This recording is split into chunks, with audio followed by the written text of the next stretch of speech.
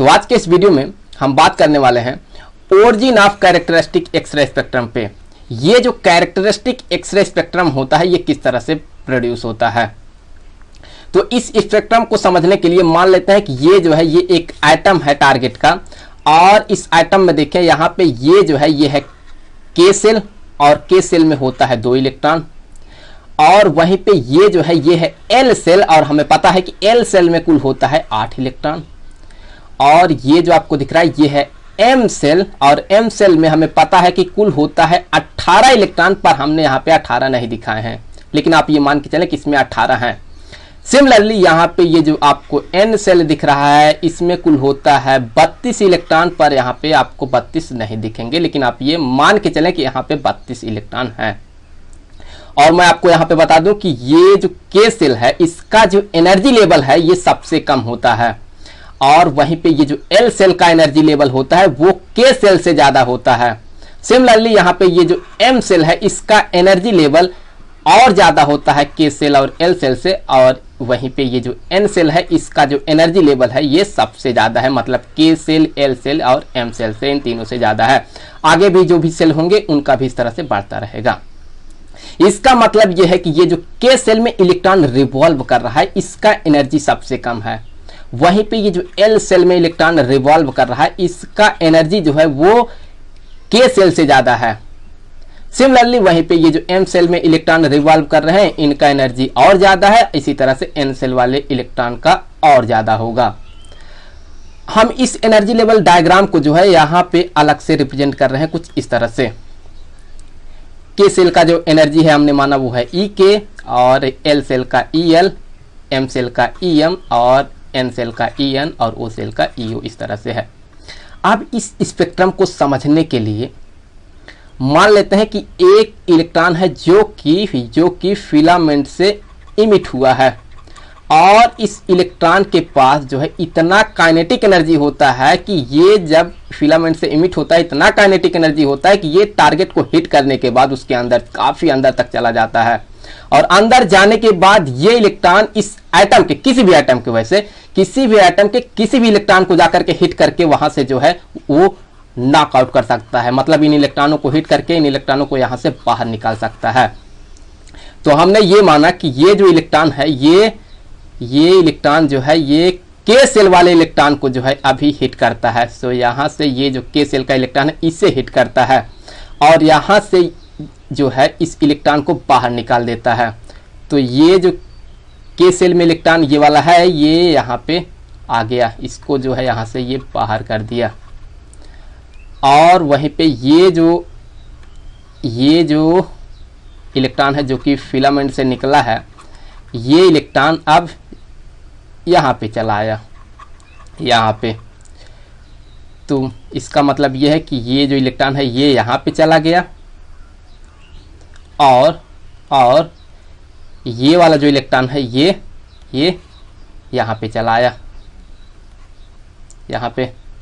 ये जो इलेक्ट्रॉन है ये है के सेल वाला इलेक्ट्रॉन, और ये जो इलेक्ट्रॉन है ये वाला इलेक्ट्रॉन है जो कि फिलामेंट से इमिट हुआ है, जो कि इस इलेक्ट्रॉन को यहां से नॉकआउट किया है। अब जब यहां से इलेक्ट्रॉन चला जाएगा तो होगा ये कि ये जो के सेल है यहां पे क्रिएट हो जाएगा एक वैकेंसी। अब इस वैकेंसी को भरने के लिए यहां पे ये जो एल सेल का इलेक्ट्रॉन है ये भी आकर के इस वैकेंसी को भर सकता है, एम सेल में जो इलेक्ट्रॉन है ये भी आकर के इस वैकेंसी को भर सकता है। सिमिलरली यहाँ पे ये जो एन सेल है इनमें से कोई भी इलेक्ट्रॉन आकर के इस वैकेंसी को फुलफिल कर सकता है, ऐसा पॉसिबिलिटी है। तो हमने ये माना कि अभी यहाँ पे ये जो एल सेल का इलेक्ट्रॉन है ये आकर के इस वैकेंसी को भर देता है। अगर भरता है तो देखें होगा क्या, ये जो एल सेल है इसका जो एनर्जी लेवल है वो के सेल से ज्यादा है, तो इसका मतलब यह है कि इलेक्ट्रॉन का जो यहाँ पे ट्रांजिशन हो रहा है वो हायर एनर्जी लेवल से लोअर एनर्जी लेवल की तरफ हो रहा है। तो इस केस में जो एक्सरे फोटॉन इमिट होता है उस एक्सरे फोटॉन को कहा जाता है कि अल्फा एक्सरे। तो यहाँ पे जो एक्सरे फोटॉन इमिट होगा इसे कहा जाता है के अल्फा एक्सरे। अगर इस वैकेंसी को ये जो एल सेल का इलेक्ट्रॉन है ये आकर के इसको भर दे, तो इस केस में जो एक्सरे फोटॉन इमिट होता है उसे कहा जाता है के बीटा एक्सरे। के बीटा एक्सरे।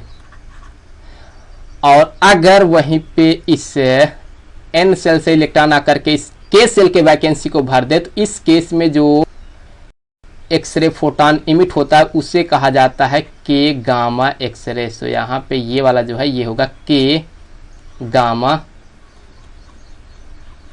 एक्सरे। अब हम जो है इसे इस डायग्राम में, जो कि एनर्जी लेवल का डायग्राम है, इसमें प्लॉट करेंगे। जब एल सेल का इलेक्ट्रॉन इस के सेल के वैकेंसी को भरता है तो उस केस में हमें मिलता है के अल्फा स्पेक्ट्रल लाइन। सो यहाँ पे हमें मिलता है के अल्फा स्पेक्ट्रल लाइन। और जब एम सेल का इलेक्ट्रॉन इस के सेल के वैकेंसी को भरता है तो इस केस में हमें मिलता है के बीटा स्पेक्ट्रल लाइन। तो यहाँ पे हमें मिलता है के बीटा स्पेक्ट्रल लाइन। और जब इस एन सेल का इलेक्ट्रॉन इस वैकेंसी को भरता है तो इस केस में हमें मिलता है के गामा स्पेक्ट्रल लाइन। के गामा स्पेक्ट्रल लाइन। अब चलिए देख लेते हैं कि ये जो के अल्फा, के बीटा, के गामा एक्सरे फोटॉन है, इनमें सबसे ज्यादा वेवलेंथ किसका होता है। हमें पता है किसी भी एक्सरे फोटॉन के लिए जो वेवलेंथ होता है ये बराबर होता है wavelength equal to Planck's constant into velocity of the light divided by किन्हीं भी दो सेल के बीच के एनर्जी में डिफरेंट। तो ये होता है किसी भी एक्सरे फोटॉन के लिए फार्मूला। इस फार्मूले से ये क्लियर है कि एनर्जी लेवल में डिफरेंट जितना ज्यादा होगा उस एक्सरे फोटॉन का जो वेवलेंथ है वो उतना ही कम होगा।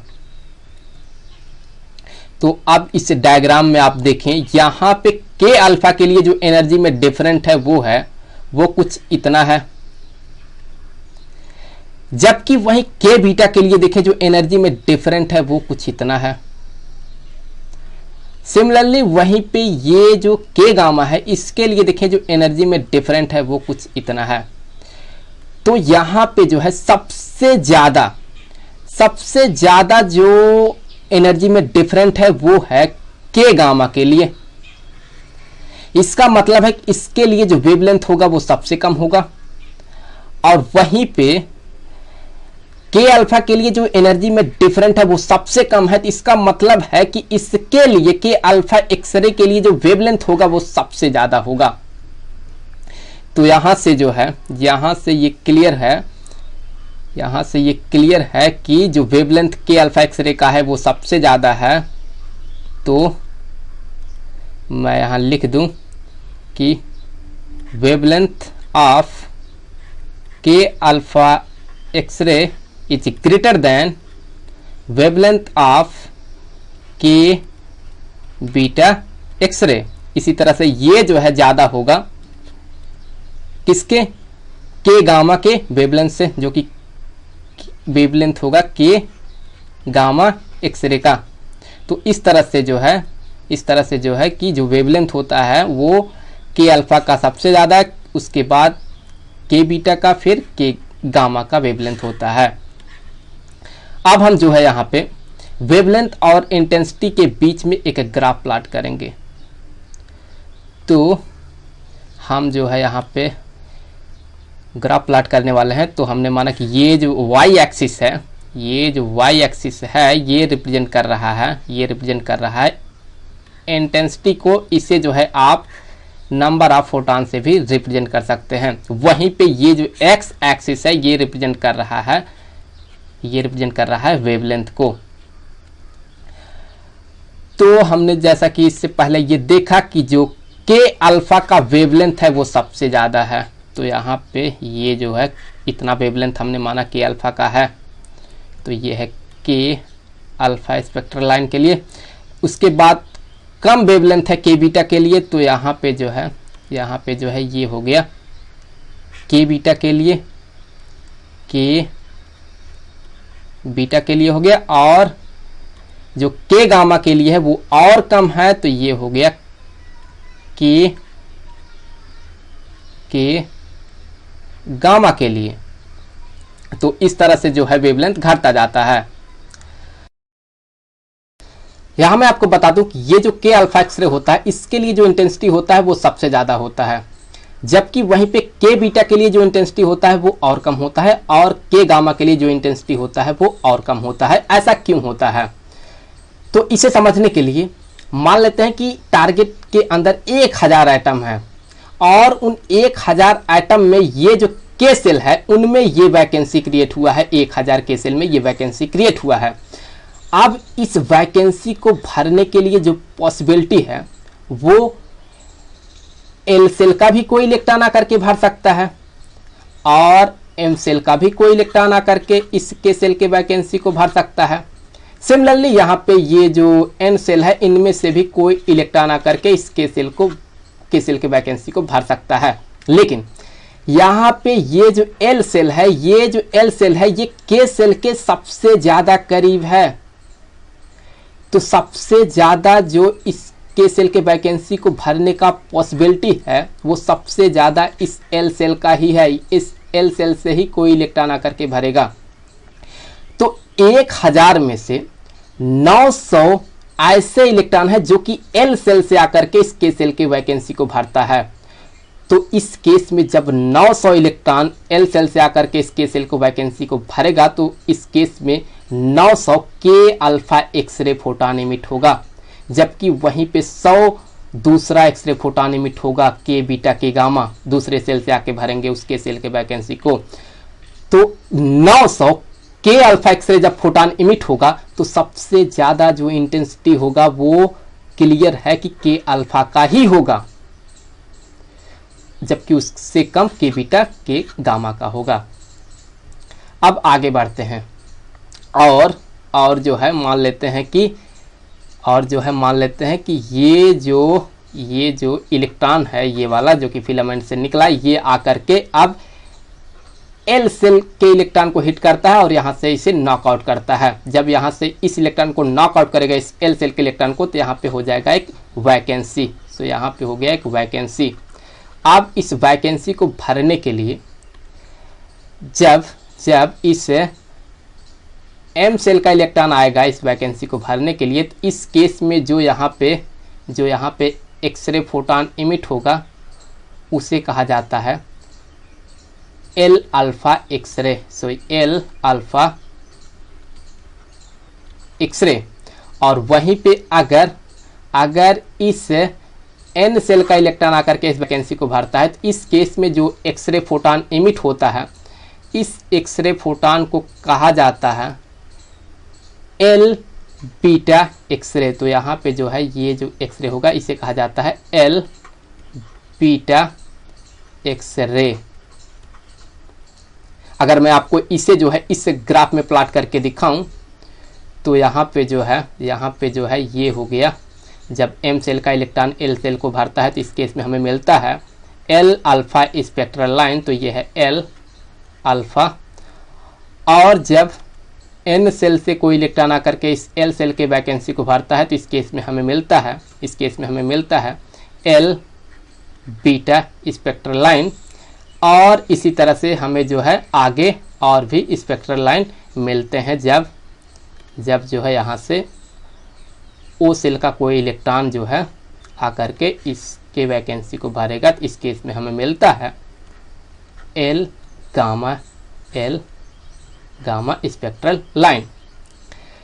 यहाँ पे जो सबसे ज़्यादा वेवलेंथ होता है वो होता है एल अल्फा का, और फिर उससे कम एल बीटा, और फिर सबसे कम एल गामा का होता है, जिस तरह से यहाँ पे के अल्फा के बीटा के गामा के लिए होता है। तो मैं यहाँ लिख दूँ तो बेहतर होगा। जो वेवलेंथ होता है वो सबसे ज़्यादा एल अल्फा के लिए होता है, और इससे कम जो है होता है वेवलेंथ एल बीटा के लिए, और सबसे कम जो है वो होता है वेवलेंथ एल गामा के लिए। तो इस तरह से ये जो वेवलेंथ होता है इन एल सेल के लिए होता है।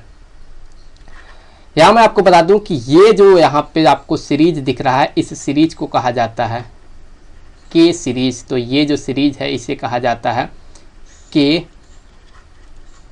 सीरीज, और वहीं पे ये जो आपको सीरीज दिख रहा है, इस सीरीज को कहा जाता है, इस सीरीज को कहा जाता है एल सीरीज। तो ये है एल सीरीज। इसी तरह से आप एम सीरीज को भी बना सकते हैं। यहाँ पे अब मैं इसको जो है इस ग्राफ में प्लॉट करूँगा। तो सबसे ज़्यादा जो वेवलेंथ है वो है एल अल्फ़ा के लिए। सो ये जो है ये हो गया एल अल्फ़ा के लिए, और उससे कम जो वेवलेंथ है वो है एल बीटा के लिए। तो यहाँ पे ये हो गया एल बीटा के लिए, और कम जो है वेवलेंथ है वो एल गामा के लिए है। तो ये हो गया एल गामा। अब जो कंटिन्यूअस एक्सरे होता है और कैरेक्टरिस्टिक एक्सरे स्पेक्ट्रम होता है, उसे जब हम एक साथ कंबाइंड रिप्रेजेंट करते हैं तो वो कुछ इस तरह से होता है, हमें इस तरह से दिखता है। ये तो सिर्फ कैरेक्टरिस्टिक एक्सरे स्पेक्ट्रम के लिए है, लेकिन ये जो आपको ग्राफ दिख रहा है इंटेंसिटी और वेवलेंथ के बीच, ये कंटिन्यूअस और कैरेक्टरिस्टिक एक्सरे स्पेक्ट्रम दोनों को एक साथ कंबाइन करके दिखाया जा रहा है। यहाँ पे ये जो आपको दिख रहा है कि स्पाइक्स, इसको कहा जाता है कैरेक्टरिस्टिक एक्सरे। यही रिप्रेजेंट कर रहा है यहाँ पे कैरेक्टरिस्टिक एक्सरे। जैसे ये हो गया, ये हो गया, ये हो गया। यहाँ पे मैं आपको बता दूं, ये जो आपको दिख रहा है ये है के सीरीज के लिए, और ये है एल सीरीज के लिए, और इसी तरह से एम सीरीज के लिए आगे भी इस तरह से हमें मिलता है। और वहीं पे ये जो आपको कंटिन्यूअस दिख रहा है, ये वाला ये भाग जो आपको दिख रहा है, यही है कंटिन्यूअस एक्सरे स्पेक्ट्रम के लिए। अब जाते जाते मैं आपको ये बता दूं कि ये जो कैरेक्टरिस्टिक एक्सरे स्पेक्ट्रम होता है, ये एक्सीलरेटिंग वोल्टेज पे डिपेंड नहीं करता है। मतलब फिलामेंट और टारगेट के बीच में जो बैटरी अप्लाई किया जाता है, जो हाई वोल्टेज सोर्स अप्लाई किया जाता है, उस पर ये डिपेंड नहीं करता है। ये कैरेक्टरिस्टिक एक्सरे स्पेक्ट्रम टारगेट के मटेरियल पे डिपेंड करता है, कौन सा मेटल टारगेट में यूज किया जा रहा है उसी पे ये डिपेंड करता है। तो आई होप कि ये वीडियो आपके लिए हेल्पफुल रहा होगा।